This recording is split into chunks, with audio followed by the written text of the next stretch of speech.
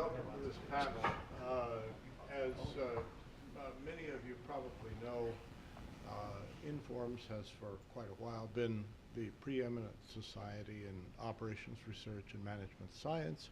And I think that this event and indeed the whole conference show that we're transitioning to being, we would like to think, the preeminent society in analytics as well. We have a really neat panel for you this morning, and to introduce them and go take over the proceedings, I'll turn you over to Julia Kirby of the Harvard Business Review. Thank you, Steve. Thank you all for showing up this morning. How many people came in from out of town? Everybody's from out of town. Okay, well, welcome to what in Boston we call spring.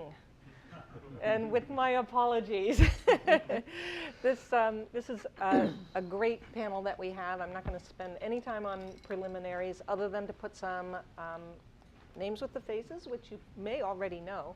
And we're going to immediately get into some questions here. I'm not going to bother doing some kind of HBR introduction to this, because what could Harvard say to a room full of MIT folks, I suspect. So let me just start on this end. This is Jeanne Harris. Perhaps you know her. So she's at Accenture, and she's part of the Institute for High Performance there. And she leads the research agenda on a global basis in the areas of information, technology, and analytics. And she's also the co-author of a couple of books that my company, Harvard Business Publishing, had the honor of publishing, Competing on Analytics and Analytics at Work. And then I also just found out this morning that she's teaching a course in analytics at Columbia University. Next to her, Kerem Tomak. Is it Tomak? Tomak. Okay.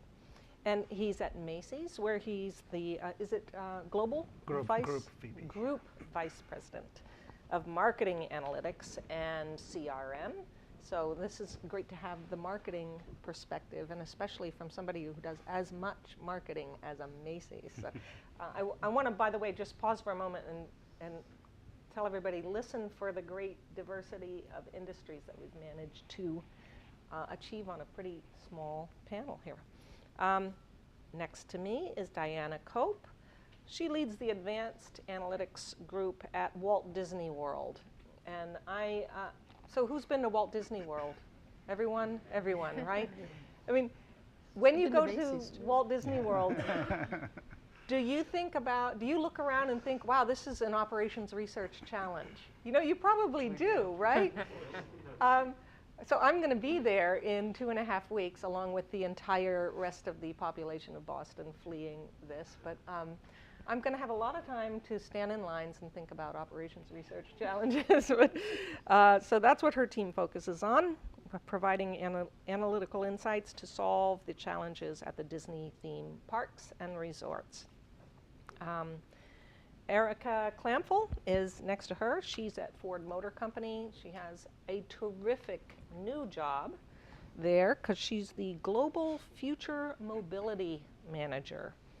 So she's thinking about the next generation of mobility. And she used to be part of an analytics group at the Ford Research and Advanced Engineering group.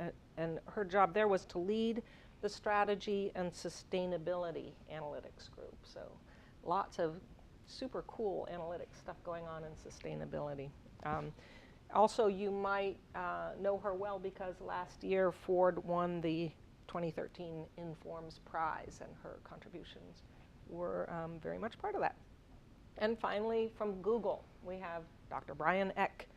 He's a quantitative analyst. It's also a new role for Brian because he is just about to celebrate his 1-year anniversary at Google. We were just talking about what just a pity it is that he's not going to be there tomorrow. You know what tomorrow is? April Fool's Day. It's kind of a big thing at Google. And instead he's spending his time with all of you here in Boston. But anyway, maybe he'll prank them from afar. He's a quantitative analyst in the Operations Decision Support Group and technical lead supporting networking operations. Before that, he was a senior technical guy at IBM. And the thing I think is really interesting about his background is that he spent 10 years teaching at Columbia University, right? Sorry. Somebody here's from Columbia. Are you from Columbia? Me. That would be me. No, but somebody went to school there. Yeah, sorry, at NYU's Stern School of Business. Okay, so those are the introductions. What we are talking about today is kind of the intersection of the Informs world and the HBR world, because HBR thinks a lot and writes a lot and publishes a lot about leadership and management and organization structure. And the rise of analytics creates challenges on all those fronts. So I'm going to ask this group to enlighten us on how they think about these things and how their organizations think about them. So we're going to start with what I think is just this, oh my gosh, Tom Davenport has come in. That's the question I should ask. How many people have read that data scientists are sexy? That's the key trait to understand about them.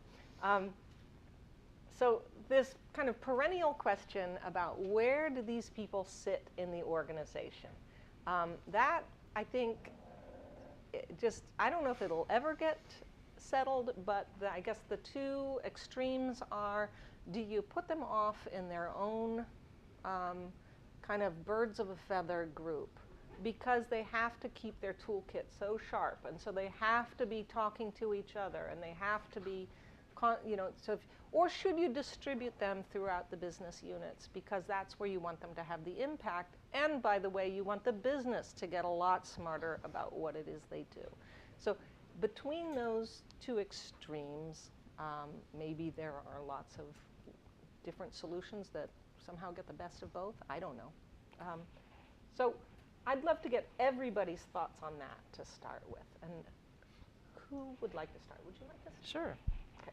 I think where the analytics professionals sit in the organization really depends on the size of the organization. But in general, it's not one extreme or the other. It really, I think, needs to be a combination of that. I do think that analytics professionals working together provides them with the ability to learn from each other, have their own community.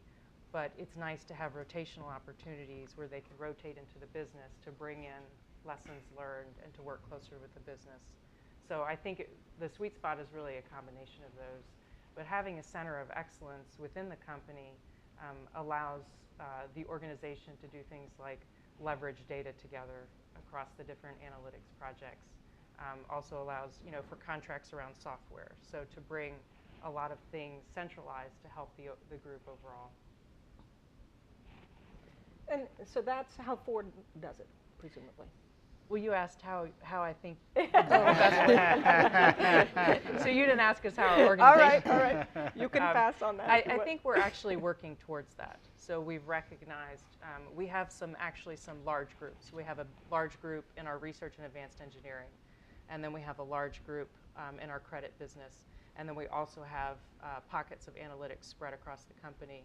And recently we formed a corporate analytics council.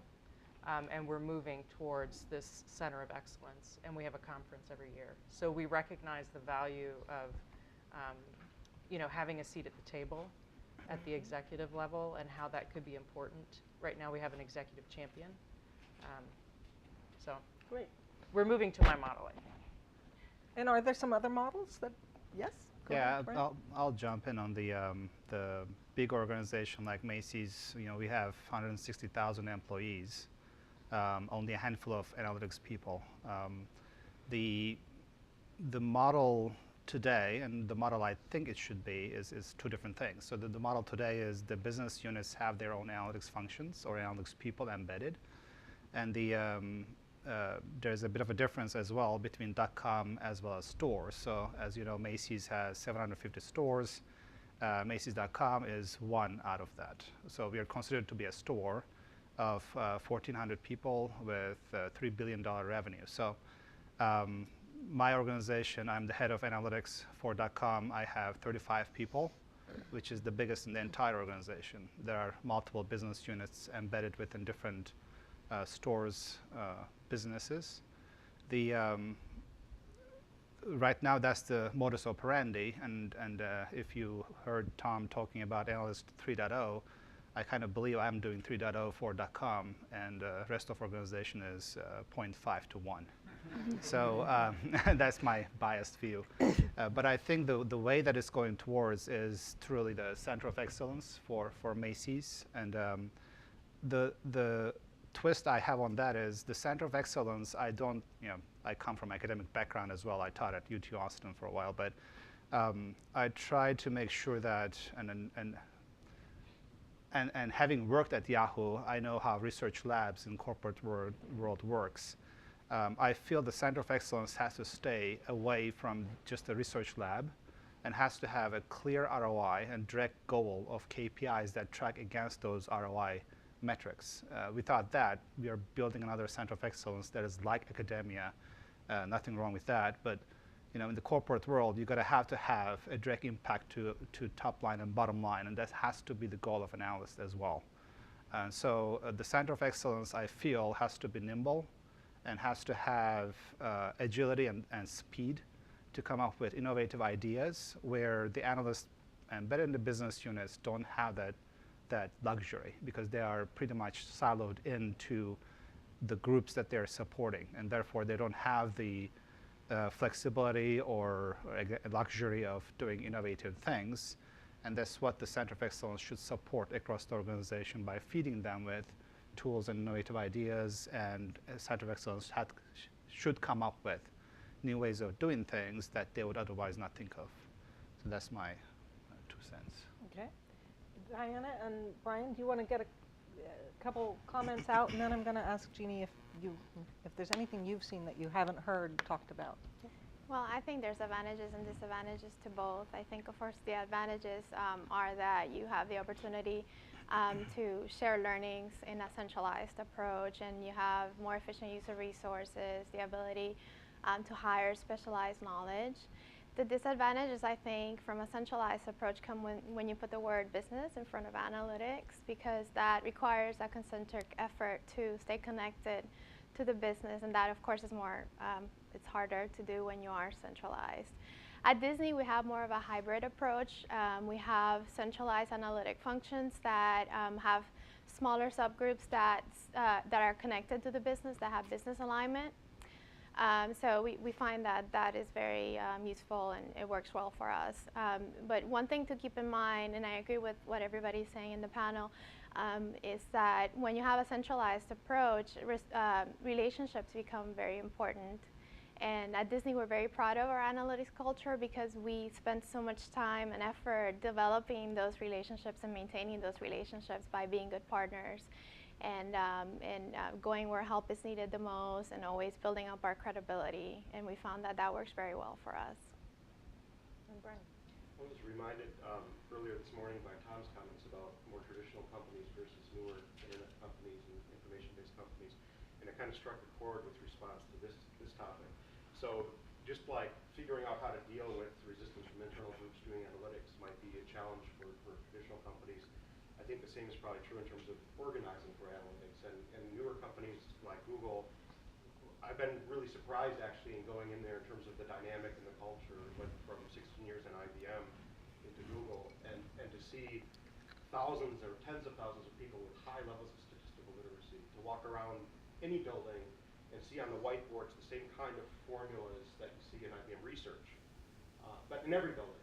So then the question becomes kind of like, well, so I have tens of thousands of people who have statistical literacy, I have hundreds of people with deep statistical expertise, PhD level. Even in that environment, what's quite interesting to me is that the optimization folks is a small subset of that, with real expertise in that blend of statistics and optimization, that kind of expertise I think we'd all call analytics today, so deep prescriptive skills. And I belong to a small group that's, I would say, centralized, about 20 people, that are housed within operations, but advise on very strategic issues, and also serve multiple areas of the organization. So it seems to me that you need this balance of having a positioning that makes sure that the problems that are worked on are really meaty and interesting and impactful, and therefore also interesting to the individual quants, but also a sense of identity. So as we hire a lot of new PhDs, they need a sense of who they are, and you could kind of think of top analytics folks getting lost in the sea of statistical folks, which is sort of maybe sounds a little paradoxical to many of you, but it certainly has been an interesting journey for me to see that stark contrast. Jeanne, is this something that your group has actually researched at Accenture, like the organizational? Well, we did, I would say about 4 years ago, we did a survey and we looked at how companies were organizing their analytical talent.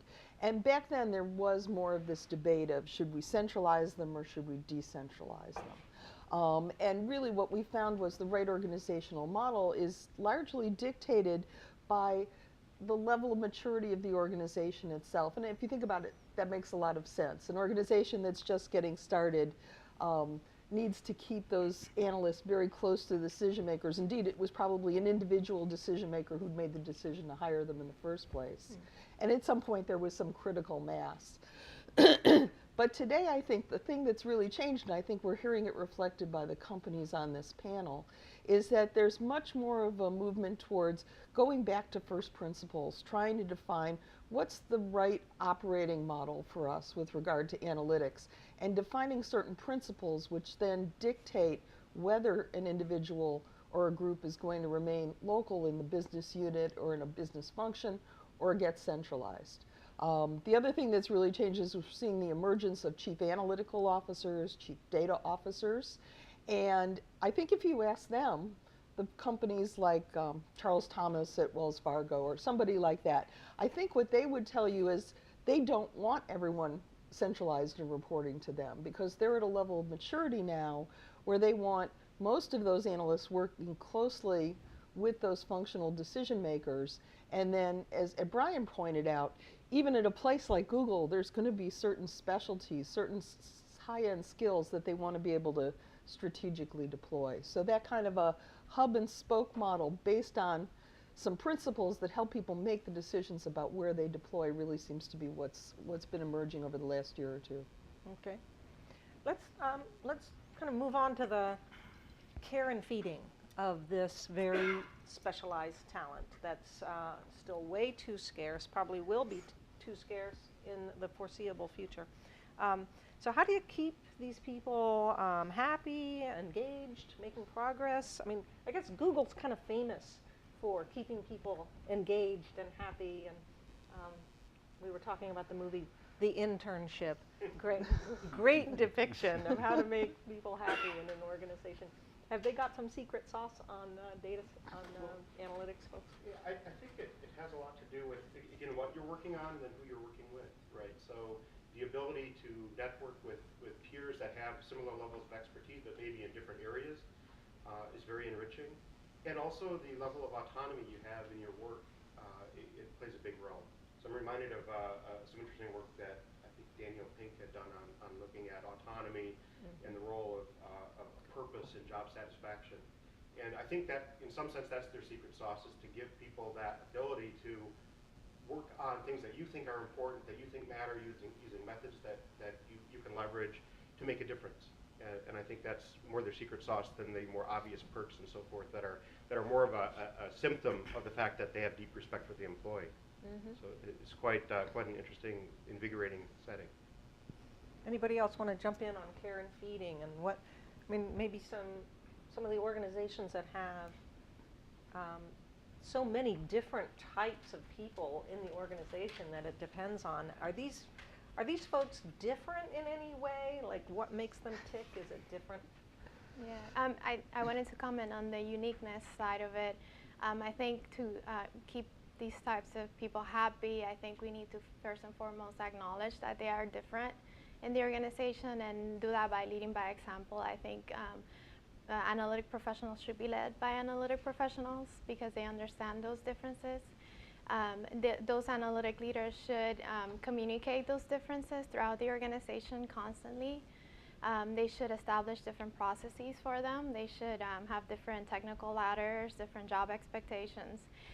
They should also acknowledge that they have different motivations. So definitely acknowledge those differences. And I agree with Brian. I think you keep them challenged. That's what motivates them. And if you can't keep them challenged all the time, I think you provide that framework to share learnings throughout the group. And the last thing I wanted to point out is that it's important to communicate and always celebrate wins. Yeah, so we don't have ping pong tables and stuff, so, but we do have a lot of really interesting problems at Ford, and that utilize a variety of skills. So I think, as these two have mentioned, really finding engaging problems, giving people the flexibility to identify opportunities with the company, to continue to learn in new areas, and also to rotate to different parts of the company to keep things interesting. I think the communication across the groups is also very important, across the individuals. Hearing about other people's work is incredibly motivating, especially when everyone's assigned interesting different problems, and convening, monthly or whatever, and talking about different projects is really, I'm sure it happens at all these places. Yeah, I have 35 people, like I said, and only 5 of them are traditional data scientists with PhDs and masters in stats. The rest are traditional analysts with a lot of quant backgrounds, but I have a linguistic PhD on the team, sociology, masters, and so on. So the expectations are different. The data scientist groups, those 5 rocket scientists I have, they want to be free to build data products. They want to be unleashed over Hadoop and massive amounts of data, and they want to have all these cutting-edge tools that Silicon Valley is familiar with. They want to learn about everything that comes off the Berkeley computer science labs or whatever have you. The rest, they want to understand where the business is headed, how they are going to be impacting all the different business units, what's important for merchandising versus marketing, how they can actually talk to the chief operating officer or chief merchandising officer to give them the guidance that they need based on what they see with the way the business is doing.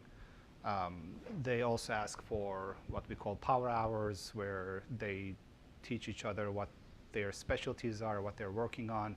They want to hear the rest of the business come to talk to them in these hours to guide them as to what the business is looking for, so they understand and come up with ideas that they think they will drive the business with. They want to, they were asking me this because I have a pretty good retention rate for some reason, probably because I'm the analytics background, leading analytics people. But they said, what's keeping them with you, especially in Silicon Valley when they can just walk across the street, go somewhere else. I was kind of thinking about it, and I kind of came up with several ideas. One of them is I basically get out of their way. I empower them. I give them the tools. I give them the exposure, because we are deeply embedded into the C-suite, and that's how I was hired, to build a team. The senior executives at Macy's, they want to make decisions based on data, and they trust us tremendously because we have proven ourselves to them. And so essentially get them in front of the C-suite and get them the platform to talk to them directly as to what they're doing, I think is what's keeping them there, because they see that they're driving business. I just edited an article. It's coming out in the May issue by a guy named David Zweig, and he studied what he thinks is a class of workers. He calls them invisibles. I'm not sure it's a great term because it maybe downplays them too much. But he's talking about people who don't seek fame, which is kind of a strange thing in sort of the era of the brand called me and self-branding obsession and social media and presence and everything that we're encouraged to have. But he's talking about a class of people who do not crave recognition. It really doesn't, it's fine if they get it, they don't shun it, but it's not what they live for. But at the same time, who really want responsibility, who want high levels of responsibility. Does that strike you? Is that an analytics professional? Yes and no. Absolutely. I think a lot of people in analytics are like that. But on the other hand, I think many people, and this is why we have an Edelman Prize, and that's why Informs has thousands of people come, is because they want fame, but they don't care if it comes from their CEO. They want it from their peers. And So in it's this a respect, profession. They think of it's this as a profession very much a and profession. calling, maybe. It's actually extremely similar. We've done research on the attitudes and values of tech workers in Silicon Valley. I would say the analysts who come to Informs look a lot more like those tech workers in the fact that they don't care. Money's nice, it counts, but what really matters is that intellectual challenge, that respect and recognition from their peers. And they would rather spend time on an open source forum, you know, getting that admiration from their peers than if their CEO comes down and gives them a bonus.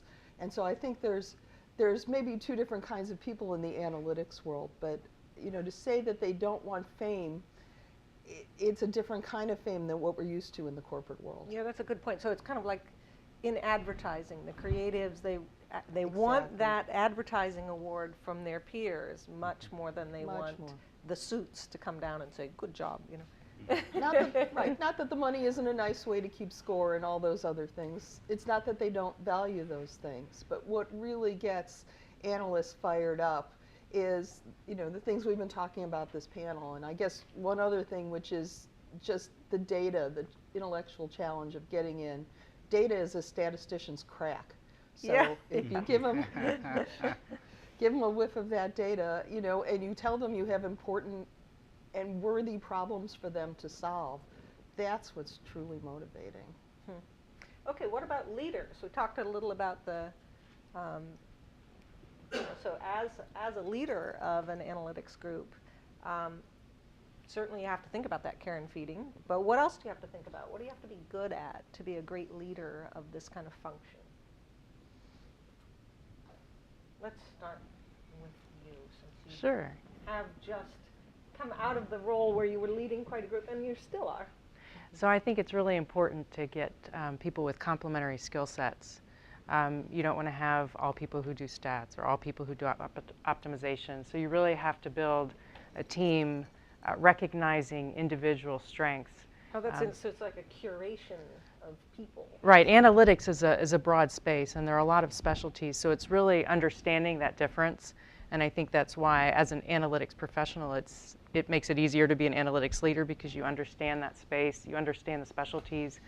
I think it's also important then to develop your people and identify white space opportunities for them, identify challenges to keep them engaged in their work, and to recognize their individual strengths and help them with areas where they need improvement.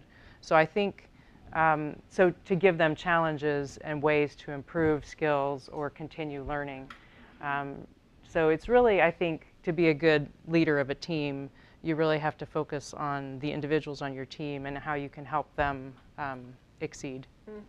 And I almost think in the opposite direction, sort of facing the organization as opposed to facing the team, because how well the leader can identify opportunities for the team and position the team to solve those opportunities is a key issue.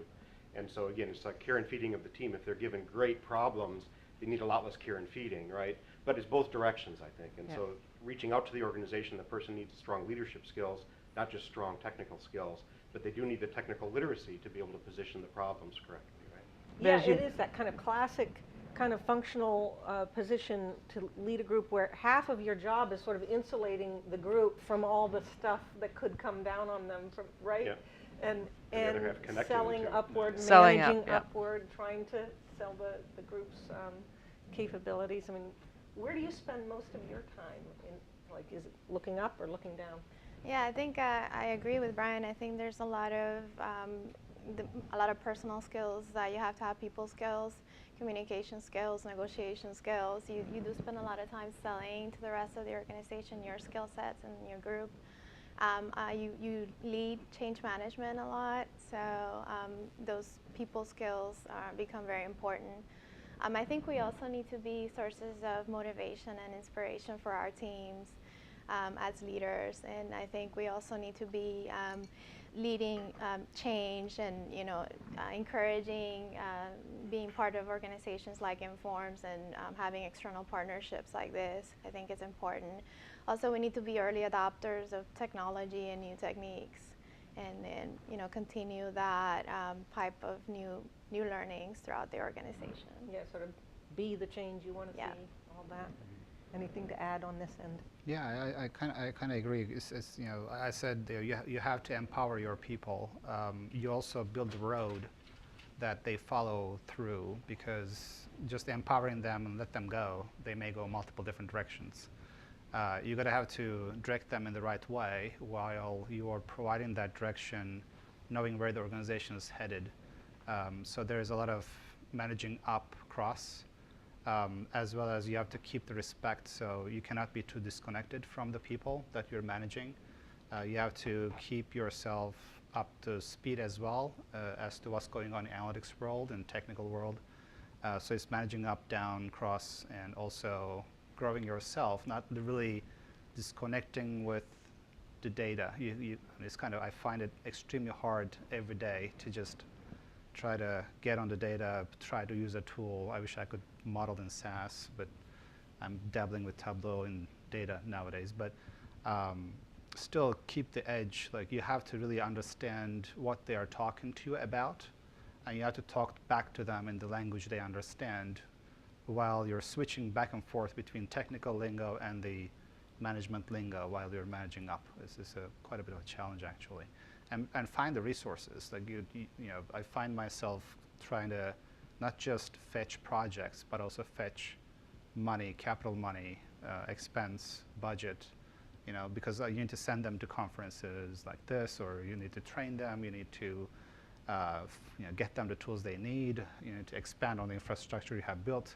So there's a lot of budget and financial management as well of the team.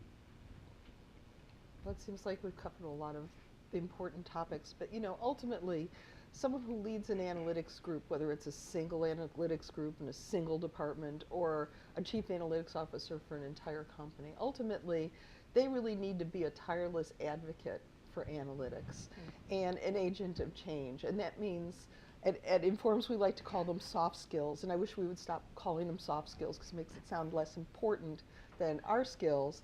But the truth of the matter is being able to communicate, being able to persuade people, helping them understand the potential of analytics to transform their business, and being able to work with them to take those ideas, put them into practice, and actually get the results at the other end.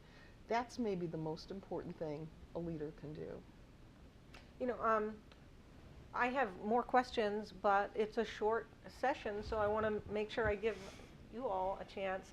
Now, not every question is sort of in bounds for every panelist, and no sort of super secret sauce questions may be answered. But go ahead, yes. And please say who you are. Hi, I'm Klampfl, independent consultant, data guy.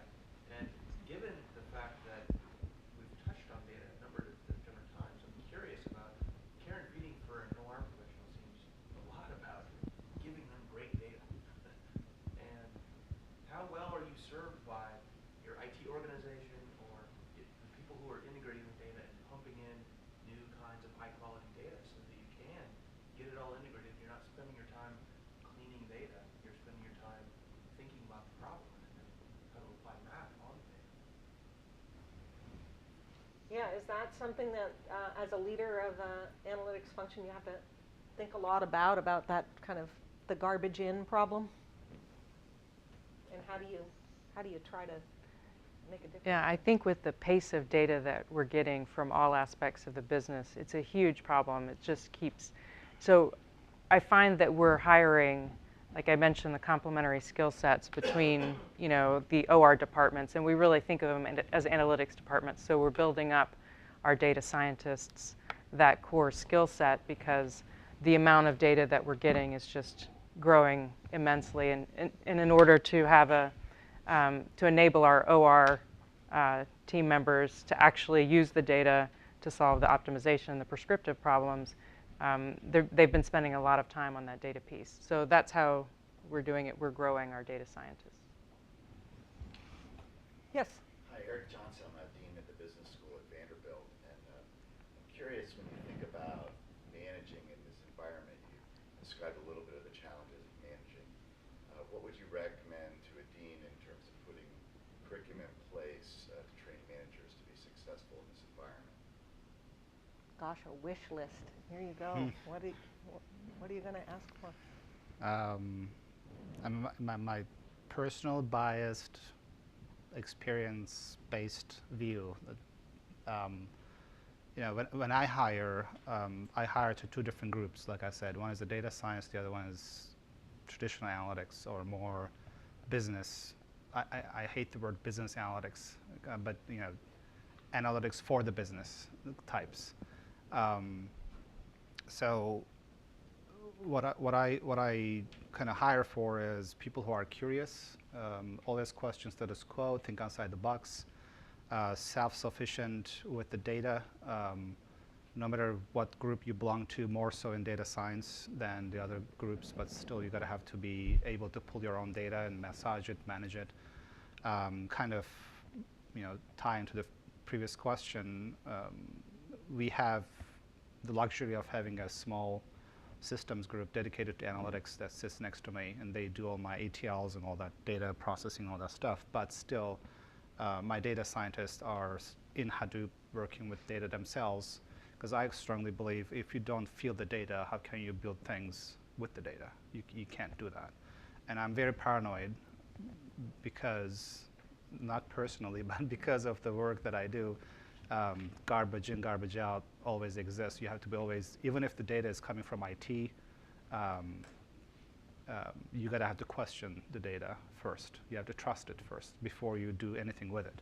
So, so long answer to your question is, I think you gotta have to have people who are data savvy, who understand intricacies of data, but also understand the business, and that the fact that they are building all these solutions is to drive the business. They cannot just come up with jargon and say, okay, I know R and I know SAS, and SAS is better than R. Who really cares? As long as the tool does the job you're asked to do. And another thing is, I think the consulting backgrounds do help, in the sense that you gotta have to listen to the problem that you're being asked. You have to really grasp it, understand it, listen to it, ask questions before you start building things. So consulting helps. Yeah, that's good. If I could add just a couple things, because those are all great answers. The number one obstacle to analysts being effective in a business, I would say, is their inability to create a trusting, collaborative working relationship with decision makers. So that means they need some basic business acumen. That means they do need this consultative communication ability, but they need to be able to work collaboratively. They can't just be the kind of person who wants to just sit and own a problem and sit all by themselves anymore. And they need to be able to have communication and data visualization skills. So that's what I would add to my list. Brian, I almost have to ask you about this, just not that you would answer on behalf of Google, but because Google kind of has this famous statistic floating around now about what is it, something like what percent don't have college degrees. So they're actually distinguishing themselves out there in the open source world, or somehow getting their badges in a row and getting hired at Google without having college degrees. So you have to wonder, so what is the college degree or certificate program or something that a dean could put in place that would make Google want to hire those folks? It seems to me that companies look for people who are smart and get things done. So then you think about, as a dean, how could I deal with that? And I think about the Macy's response on getting your hands dirty with the data. Courses that have an industrial practice component to them is a powerful way to do that. When I was teaching at Stern, we always had, in the supply chain course, a hands-on project with a company with real data, real decisions that mattered. And to me, the more of that can be provided in education, the stronger you get people who can feel the data, who have not just a toolkit on paper, but a toolkit in their heart. Yeah. And I think that's really what companies are looking for, Google and everyone else. And the technical degree, I think in some ways it just becomes, sometimes it's a door opener, sometimes it's table stakes, but it's not the only thing for sure, right? And so that sort of special spark of excitement, as well as that hands-on experience with real data, is going to be more a differentiator, I think, in the future. Okay. I'd like to add just a please. quick comment. because I think this is a really important question, especially as we're trying to hire professionals. So many people have just outstanding technical skills.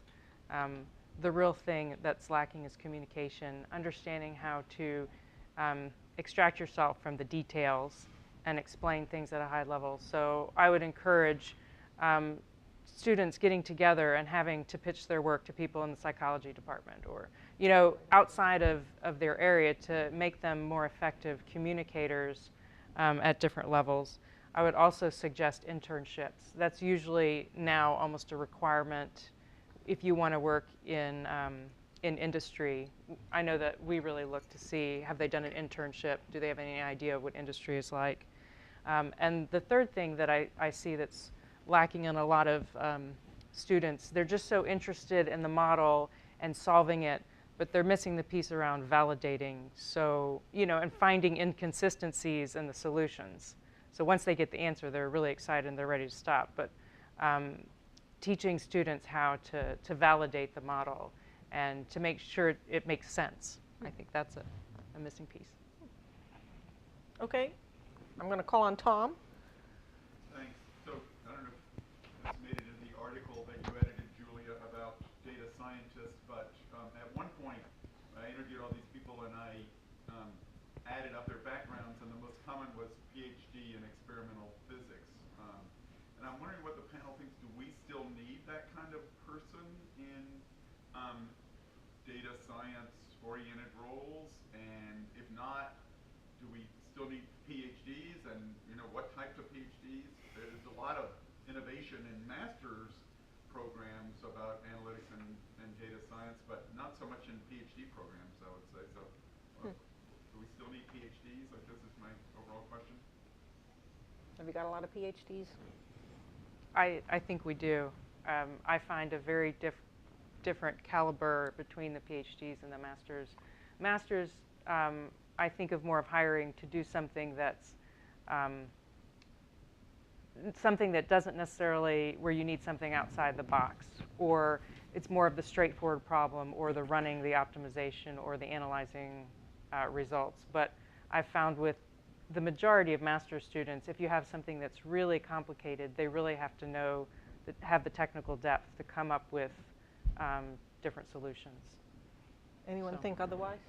No, well, I feel the vision is set by the PhDs, and it's essentially I agree with your comment, is that the masters are essentially doers. They make things happen.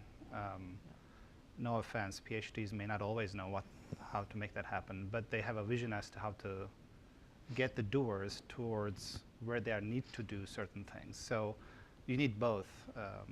I have a PhD in physical chemistry. I never thought that there was a topic like that there's a PhD in physical chemistry. So, and he's amazing because he has amazing communication skills as well as technical skills, and he's a great leader, and he's the head of the data science group that I have. And without him, I would have a lot of doers, but I would have to go do it, give them direction myself. So I as a leader, I trust those people that they will give the right direction to the group I have. So it's kind of like both ways. You need the leaders, you need to lead the leaders who you trust to give the right direction to people. So it seems a lot related also to how bounded the problem domain is that you're trying to solve. So analytics is this big term, right? In IBM, I created a distributed group of analysts in multiple countries in the world because I wanted them embedded with the service centers where they were deploying a simulation model I developed. Bachelor level folks, not deep folks, doing what I would call analytics, right? Statistical modeling, simulation modeling, and optimization, but with a prescribed model, with a prescribed program, with a prescribed project plan. Very effective for that. But would I say that was, the analytics effort of IBM? No, of course not. So I think it depends on what scope you're talking about. I think it might change over time. As Tom pointed out, there's a lot of new programs coming out. And ultimately, what you're looking for in those PhDs is the ability to do the academic rigor and to kind of just have that intellectual firepower. Right. And just like Google hires people without college degrees, if those kinds of people now are attracted to degrees in applied analytics or in data journalism or whatever they're going into. You know, if they're smart enough and curious enough and creative enough, you all might change your lives. Well, I've managed to chew up all our time. It's 10 o'clock, believe it or not. I'd love to take another question, but I think this is a group that cares about timekeeping, and so instead I think we'll just invite you all to accost the panelists after this session or during breaks. I think probably everybody's hanging around for more great content throughout the day, and let's give them a hand.